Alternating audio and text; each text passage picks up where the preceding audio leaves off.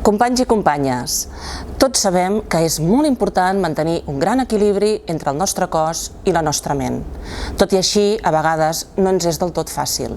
És per això que us voldria explicar uns exercicis per tal que ho poguéssiu aconseguir. Abans, però, de cada exercici és important poder fer una mica de respiració per tal que preparem el cos. Us ensenyaré unes respiracions molt senzilles, d'acord? Que simplement haureu de fer agafant aire pel nas amb molta força, inspirant i mentalment comptar fins a 3. Després traurem aire per la boca i mentalment comptarem fins a 5. Ho farem amb força, agafem aire pel nas i traiem aire per la boca.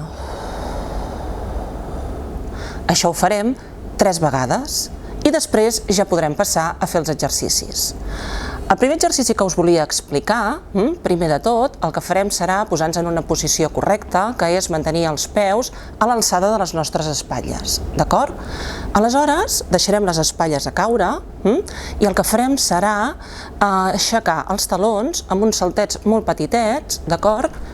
Que ens ajudaran a relaxar tota la nostra columna vertebral, així com les nostres cervicals. És un exercici també molt adient per a aquells dies que notem que tenim com molta pressió mental, d'acord? I això ho farem durant una bona estona. Pot oscil·lar entre 3 i 5 minuts, Això depèn una mica de tots vosaltres.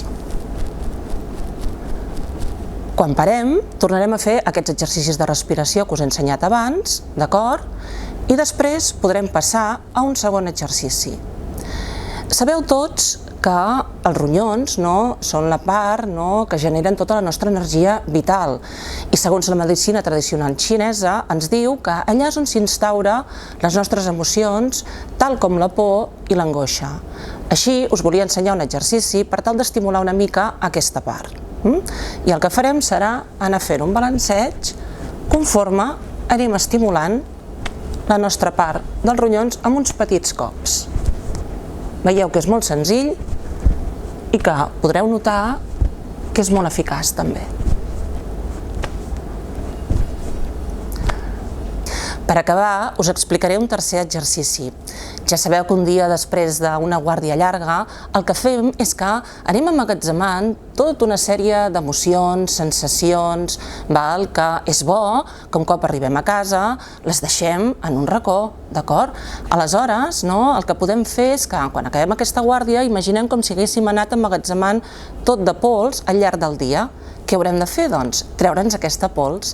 Aquest exercici ens servirà per estimular una mica totes les parts del nostre cos i per anar-nos desprenent també de totes aquestes emocions que, si més no, no necessitem. Ja sabem, doncs, que mantindre aquest equilibri entre la ment i el cos és molt important, ho hem de recordar, espero que aquests exercicis us serveixin. Moltes gràcies i molt bona guàrdia.